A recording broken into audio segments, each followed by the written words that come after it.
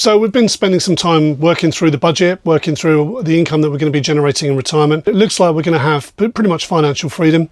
We won't need to draw down. The income we'll generate will be enough to cover us while we're living on the boat, which is going to be fantastic. But I was looking at some news articles recently about, pension numbers, and there was some surveys, some polls done. I haven't got the figures all to hand, but there was some surveys done where there was quite a big proportion of the UK, of the population, don't actually know when the retirement age is, which is currently 66.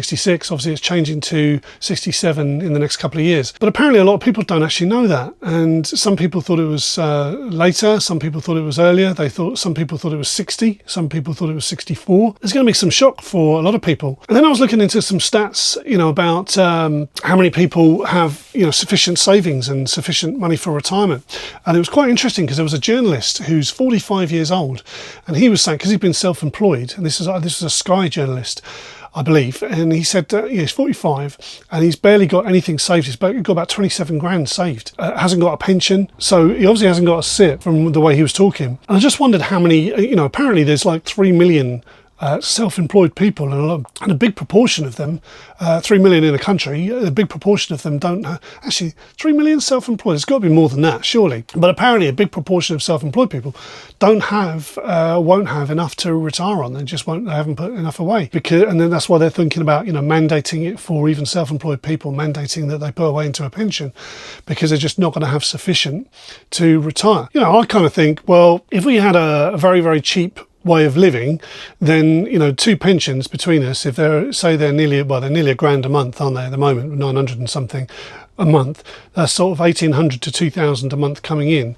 Would that be enough to live on? Yeah, probably would be for a couple, I would have thought. So my idea of having a private pension is kind of to retire early, surely, or is it, are they talking about having a private pension to add to your existing pension, so you retire at the normal time of 67, or whatever it is for your age, and then you have your state pension plus the personal pension, in which case you can live.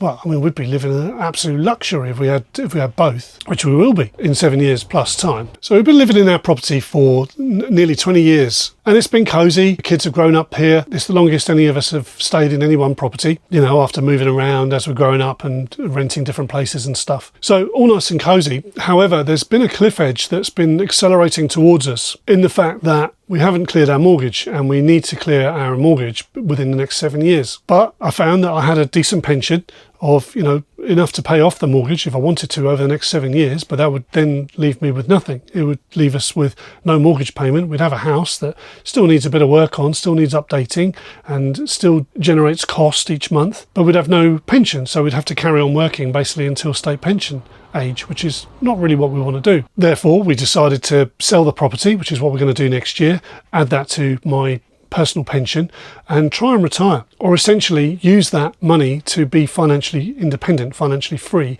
and live in a way that costs less than the income that we're actually generating. That's the idea. But what to do, where to go? We've looked at motorhomes. We've looked at living in a motorhome at the side of the road, parked up on a curbside. We've looked at living in a caravan and jumping between different campsites and the expense of that. We've looked at the option of a static caravan. We've looked at the option of a residential static home. We've looked at moving abroad. As you know, at one point we decided to go to France and buy a property out there because it was so much cheaper.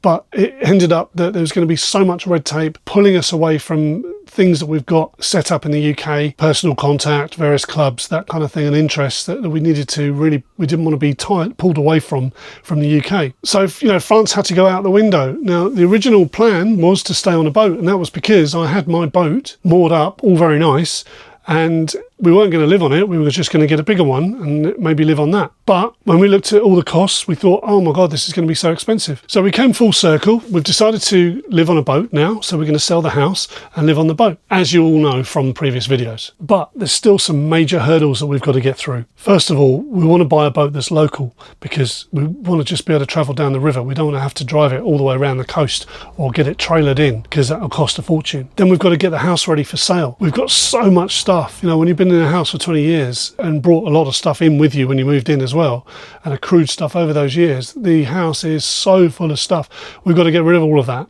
literally down to bare bones for living on a boat. We can't move our sofas or our fridge freezer or anything like that onto the boat. It's all got to go. So we're going to have to be brutal, and we've got to get the timing right. So one idea is we're going to be getting a skip next year. Now, a skip, I always thought was about like 60 quid. They're not. They're about 300 or 400 quid.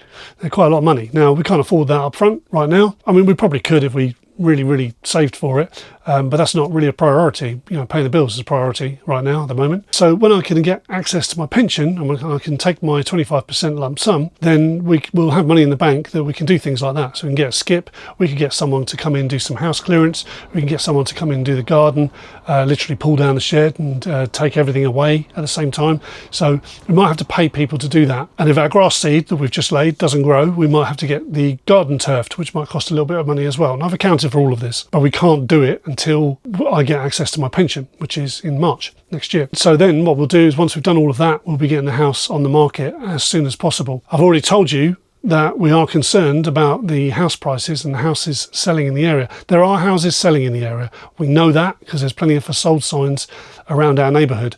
There's also lots of for sale signs that have been there for quite some time. So that poses a bit of a challenge. And again, I have said that we'll just have to keep dropping the price and hopefully not walk away with nothing, I think that's very unlikely. Then we've got to think about an address. Now, I wanted to address this actually. So council tax, just let you know how that's going to work. As part of human rights, I think it's Section 8 of the European Court of Human Rights, you're allowed to live how you want to in this country.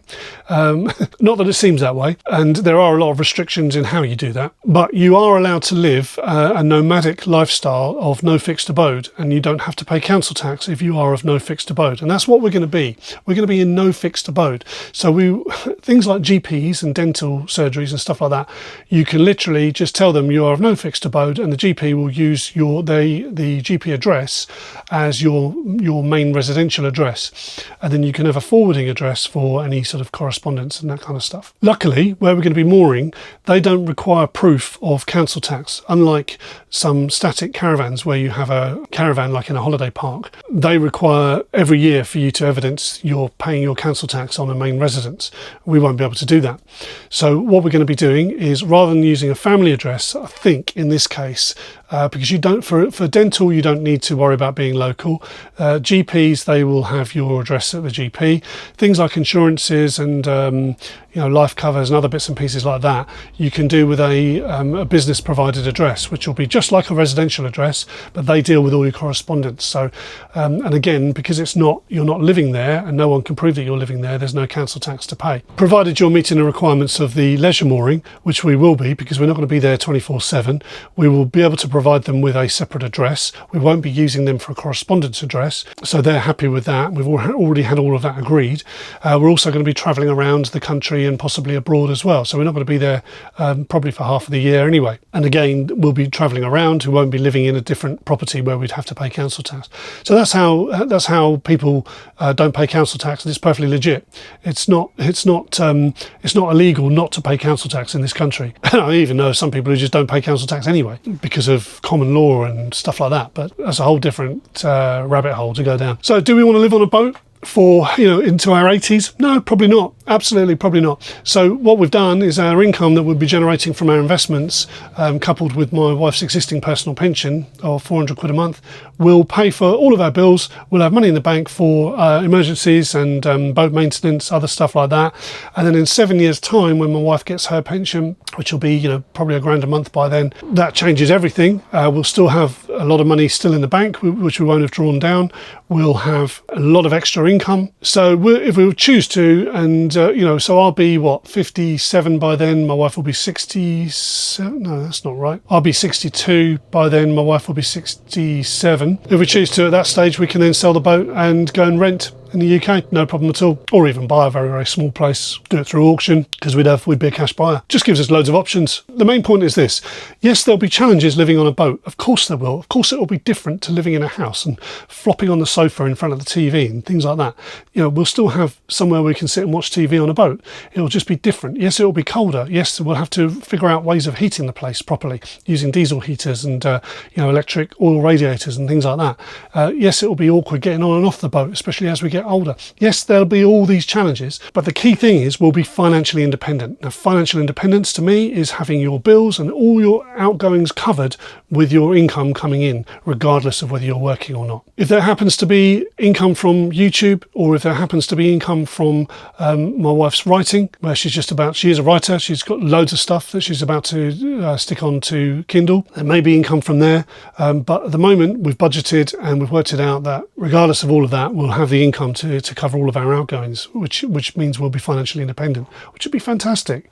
That's the kind of life we've been chasing for the last 30 years, is to not have to work but still have the income to enjoy our life and pay our bills. We'll be living very frugally, we'll be paying next to nothing for where we're living, and we'll still have all of that capital in investments to draw on later if we need to. The whole idea of this is taking the opportunity to, rather than say, oh, well, let's just keep the house for keeping the house sake, get rid of the house, free up the money, free up our time, free up our income, pare down on everything that's going out, so our outgoings are absolute minimum, so it's covered, so that we can choose then not to work. So waking up in the morning and knowing that all the bills are covered and just getting up and sitting on the boat and doing nothing all day, it will be fine. It won't have that guilt in the back of your mind, like, oh God, I need to go to work, I need to go and generate some more money, because it'll all be there, it'll all be coming in, and it's all covered. I know there's people who've said, we can't afford it. Fine, keep saying all that rubbish. Honestly, people who are dissing what we're doing are just sad in areas of their life. They're not happy in certain areas of their life.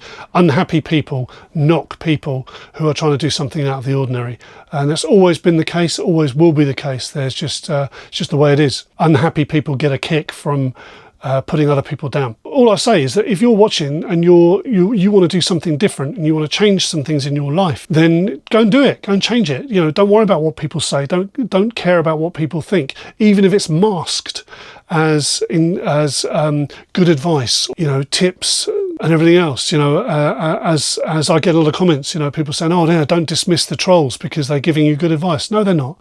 They're just sad, and they get validation by putting people down. That's all it's about. So I say to you, if you're thinking of doing something different in your life and you want to break out of the norm and push the limits of what's possible, and maybe live a little bit more life than perhaps you have been living, then yeah, absolutely you can do it. There's so many different ways you can do this. Money helps.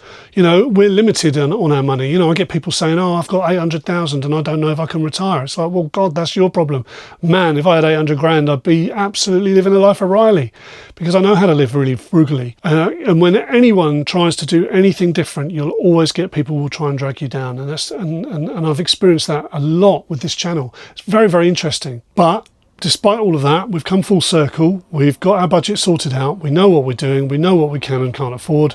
And it's all looking very, very good. So don't let them drag you down. Don't let them suck that determination from you, and go and live the life that you want to live, not the life that somebody tells you to live. And if anyone tries to tell you different, just ask them, are they going to pay your bills? I bet the answer will be no. I remember being told that back in the 90s when I set up my own business. People saying, well, you'll never make any money doing that. You shouldn't do it. And my mentor said, just turn around to them and say, are you going to pay my bills? Are you going to pay my mortgage for me? Then shut up. Don't tell me what to do. So look, it's probably a bit of a rant, bit of an update, bit of a positioning of where we're at and what we're looking forward to. The months are going by very, very fast. Only 5 months to go before I can start accessing my pension. And then things are going to get really, really moving. So if you're interested in following the journey of us selling up our property and getting rid of everything and then moving on to a boat, living on a boat, and you want to see how that looks, then please subscribe to the channel. There'll be plenty of updates in the meantime. And I look forward to seeing you on the next video.